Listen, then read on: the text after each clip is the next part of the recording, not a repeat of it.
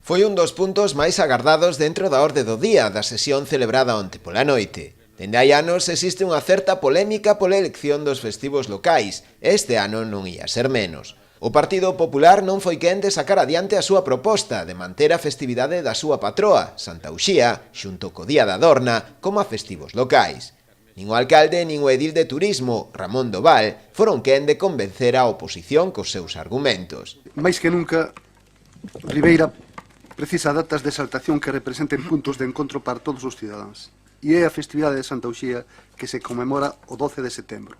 Mais alá do seu carácter religioso é quizás a única celebración do calendario que pode permitir esta unión. Isto é así porque a festividade que dá o nome ao noso concello. Había, desde a mediados do ano 80, salvo cando coincidía en festivo algún de Santa Eugenia, que podía ser San Alberto, San Roque ou outro, sempre hubo un consenso que romperon vostedes traendo unha alternativa diferente sin falar coa maioría. Dende a oposición volveron a insistir no arraigo do martes de Carnaval. Sorpréndeme que diga que se está actuando de maneira unilateral e rompendo cun acordo histórico cando o Partido Popular, cando tiña maioría absoluta, nunca quixo consensuar outro tipo de festivos na nosa vila, non?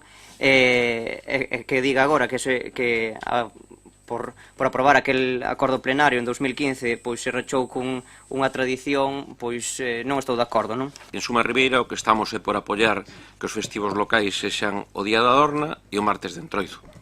Simplemente non teño máis que dicir por agora.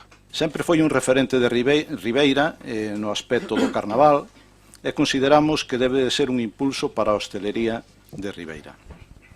O Día da Dorna é unha reclamación largamente desexada por un colectivo importante dos nosos concidadáns e conseguida e refrendada en acordo plenario pola Corporación Municipal. Nuestra postura del Partido Barbanza Independiente que el martes de Carnaval tiene que ser festivo.